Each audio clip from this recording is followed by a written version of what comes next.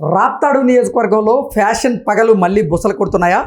అందులో భాగంగానే నేను తలుచుకుంటే హైదరాబాద్లో ఉన్నటువంటి మీ ఇళ్లను పడగొట్టించగలను అంటూ పరిటాల సునీత ఇప్పుడు తోపుదుర్తి సోదరులకి వార్నింగ్ ఇచ్చిందా అంటే అవుననే సమాధానం ఇస్తున్నారు కొంతమంది రాజకీయ విశ్లేషకులు. ఈ నేపథ్యంలోనే ఇదే అంశం మీద మనం పూర్తి స్థాయిలో విశ్లేషణ చేసుకుందాం. ప్రస్తుతం మనతో పాటున్నారు ప్రముఖ రాజకీయ విశ్లేషకులు జగదేవ్ గారు. వారితో మాట్లాడదాం.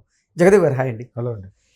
ఇప్పుడు రాప్తాడు అసెంబ్లీ నియోజకవర్గంలో మళ్ళీ ఫ్యాక్షన్ పగలు బుసలు కొడుతున్నట్లుగా అందులో భాగంగానే పరిటాల సునీత గారు నేను తలుచుకుంటే హైదరాబాద్లో ఉన్నటువంటి మీ ఇళ్లను పడగొట్టించగలను అంటూ తోపుదుర్తి సోదరులను ఆవిడ వార్నింగ్ ఇచ్చినట్లు వారికి రకరకాల వార్తలు ఇప్పుడు సోషల్ మీడియాలో చక్కర్లు కొడుతుంది. దీని మీద మీ విశ్లేషణ ఏంటి? యాక్చువల్గా ఆవిడ ప్రెస్ మీట్ పెట్టారు.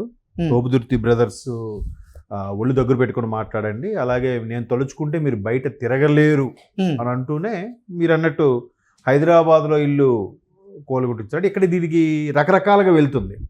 ఆవిడ తలుచుకుంటే బయట తిరగలేరు అన్నారంత వరకు ఓకే. అక్కడ హైదరాబాద్ ఇల్లు కోల్చమండం ఏంటి అనేది ఇప్పుడు సోషల్ మీడియాలో వైరల్ అవుతున్న అంశం. యాక్చువల్గా ఇది తోపుదుర్తి బ్రదర్స్ ఉంటారు, ప్రకాష్ రెడ్డి ఒకరే మనకు బాగా తెలుసు, చందు అంటారు, చంద్రశేఖర్ రెడ్డి ఎవరో ఉన్నారు, మరి అతనిది పూర్తిగా అంటే ఐడియా లేదు నాకైతే. సో ఈ ప్రకాష్ రెడ్డి అనే వ్యక్తి ఏంటంటే ముందు నుంచి కూడా ఆల్మోస్ట్ 2009లో ఎప్పుడో కాంగ్రెస్ నుంచి టికెట్ సంపాదించుకున్నారు. అప్పుడు రాజశేఖర రెడ్డి గారి హయాంలో రెండోసారి ఆయన ముఖ్యమంత్రి అయినప్పుడు ఆల్మోస్ట్ అంటే అప్పటి మీడియా కథనాల ప్రకారం రాజశేఖర రెడ్డి గారు కేవలం దానికి బాగా సన్నిహితులుగా ఉన్న వాళ్ళకే ఒక 70 మందికి అప్పట్లో టికెట్ ఇప్పించుకున్నారని, ఆ 70 మందిలో ఈయన కూడా ఒకడండి అని ఒక టాక్ ఉంది. సో అలాగా 70 మందికి ఇప్పించుకుని రెండోసారి నేను మళ్ళీ గవర్నమెంట్ ఫామ్ చేస్తాను, నన్నే ముఖ్యమంత్రిగా ప్రకటించాలని కాంగ్రెస్ నుంచి మాట తీసుకున్నారని, ఆ విధంగా రాజశేఖర రెడ్డి గారు తనకి అనుయాయుల్నే ఎక్కువగా ప్రిఫర్ చేసి గెలిపించుకునే ప్రయత్నం చేశారంట. బట్ అప్పుడు ఈయన గెలవలేకపోయారు, చాలా తక్కువ సీట్ల తేడాతో ఓడిపోయారు. అలా ఓడిపోవడానికి నిజంగా ఓడిపోవడానికి చాలా వరకు ఓట్లు అట్లా బైఫర్కేట్ అయిపోవడానికి కారణం ప్రజారాజ్యం పార్టీ, తర్వాత లోక్సత్తా పార్టీ 2009లో, లేదంటే 2009లో టీడీపీ మ్యాక్సిమం గవర్నమెంట్ ఫామ్ చేయాలి. ఈ రెండు రావడం వల్ల ఓట్లు చీలిపోయి సునీత గారు చాలా తక్కువ 1900, 1800 ఓట్లతో గెలిచినట్టున్నారు అప్పట్లో 9లో.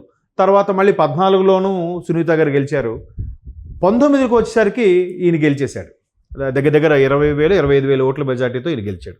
ఇంక గెలిచిన తర్వాత ఒక్కసారిగా వరుసగా ఓడిపోయిన ఒక్కసారి గెలిస్తే ఎలా ఉంటుంది? ఇంకా మాదే రాజ్యం, ఈ రాయలసీమ అంతా మాదే, ఫ్యాక్షనిజం మా తాతగారి నుంచి ఉంది, మా తండ్రి గారి నుంచి ఉందని చెప్పే బాపతులు ఎలాగ ఉంటాయి. కాబట్టి ఆ విధంగా ఇంకా ఎప్పుడైతే పరిటాల శ్రీరామ్ యువతతో ఎక్కడైనా కలిసి వాళ్ళకి మోటివేషన్గా ఉండడం, టీడీపీ తెలుగు యువత వాళ్ళతో మాట్లాడినప్పుడు అక్కడికి వెళ్ళి బురద జల్లే ప్రయత్నం చేయడం, వాళ్ళ కార్యక్రమాలు అడ్డుకునే ప్రయత్నం చేయడం, శ్రీరామ్ ఎక్కడికడితే అక్కడ వెళ్తే అక్కడ గొడవలు సృష్టించడం, సునీత గారు కాన్వాయిల్ని కావాలని అడ్డుకునే ఇలాగ రకరకాలుగా చేశారు 2019లో ప్రభుత్వం వచ్చిన తర్వాత. అఫ్కోర్స్ ఒక 1 year 2 years కరోనాలో పోయింది. సో అప్పటి నుంచి మరలా చిన్నగా ఈ తోపుదుర్తి బ్రదర్స్కును పరిటాల ఫ్యామిలీకి ఇష్యూస్ నడుస్తూనే ఉన్నాయి. మళ్ళీ ఇప్పుడు ఎక్కడైతే సైలెంట్గా ఉండిపోయారో వాళ్ళందరూ కూడా తెర మీదకి వస్తున్నారు. ఎందుకంటే మెయిన్ వాళ్ళందరూ సైలెంట్ అయిపోయారు.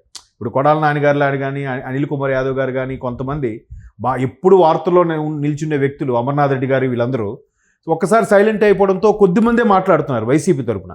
సో కొద్దిమంది మాట్లాడుతున్నారు కాబట్టి పార్టీ అధిష్టానం ఏం చెప్తుంది, ఎవరైతే కొంచెం అగ్రెసివ్గా ఉన్నారో వాళ్ళందరికీ మెసేజ్ పెడుతుంది, మీరు మీ నియోజకవర్గంలో పలానా వ్యక్తి మీద మీరు బురద జల్లే ప్రయత్నం చేయండి, లేదా మీరు దాని గురించి అడ్డుకునే ప్రయత్నం చేయండి, వాళ్ళ గురించి ప్రెస్ మీట్ పెట్టి మాట్లాడండి అంటే వెంటనే ఈ తోపుదుర్తి బ్రదర్స్ ప్రకాష్ రెడ్డి గారు ఒకవైపు, చంద్రశేఖర్ రెడ్డి గారు ఒకవైపు ప్రెస్ మీట్లు పెట్టి పరిటాల సునీత గారి గురించి, పరిటాల రవీంద్ర గారి ఫ్యామిలీ గురించి కొంచెం ఎట్లా ఇప్పటికీ ఇంతకుముందు మంత్రిగా చేశారు, అప్పుడు ఎంతో తినేశారు, ఇప్పుడు తినేస్తున్నారు, ఏ పథకాలు ప్రవేశపెట్టట్లేదు, ఇలా రకరకాలుగా అది కాస్త చినికి గాలివాన అయ్యే నేపథ్యంలో ఇప్పుడు పరిటాల సునీత గారు కూడా ప్రెస్ మీట్ పెట్టి మీరు చాలా ఎక్కువ చేస్తున్నారు, అనవసరంగా మళ్ళీ ఫ్యాక్షనిజంని బాగా రెచ్చగొట్టే ప్రయత్నం చేస్తున్నారు, దానివల్ల మేము బాగానే ఉంటాం, మనం నమ్ముకుని ఉండే కార్యకర్తలు తోటి వ్యక్తులు వీళ్ళు ఇబ్బంది పడతారు.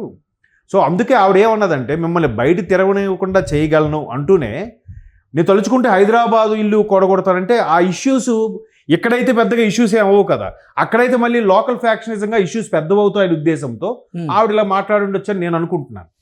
కానీ ఇక్కడ ఆవిడ హైదరాబాద్లో ఇల్లు కూల్చాను అని అన్నారంటే మళ్ళీ ఇక్కడ రకరకాల సోషల్ మీడియాలో వైరల్ అయ్యే అంశాలు ఏంటంటే, సో ఒకప్పుడు సమకాలికుడే కాబట్టి ఇక్కడ తెలంగాణ ముఖ్యమంత్రి తెలుగుదేశంలో సమకాలికగా ఉన్నాడు కాబట్టి ఆ పరిచయాలతో మేము హైదరాబాద్లో కూడా చలామణి అవ్వగలం, హైదరాబాద్లో కూడా చక్రం తిప్పగలము అనే మెసేజ్ ఇచ్చినట్టుగా ఇప్పుడు సోషల్ మీడియాలో వైరల్ అవుతుంది.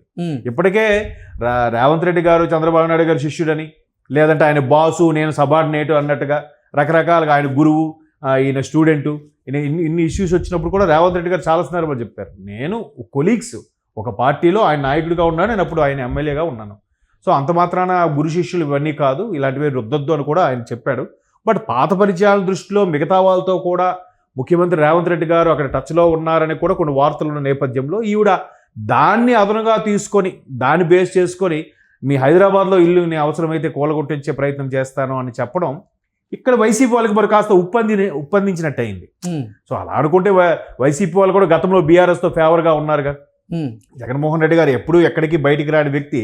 కేసీఆర్ గారు ఎక్కడ పడిపోయి తుంటి ఎముక సర్జరీ అయినప్పుడు ఆయన హాస్పిటల్లో సుమారుగా గంటన్నర సేపు ఆయన పరామర్శించి చర్చించారంట. సో ఎవరిష్టం వాళ్ళది, ఎవరి స్నేహాలు వాళ్ళవి.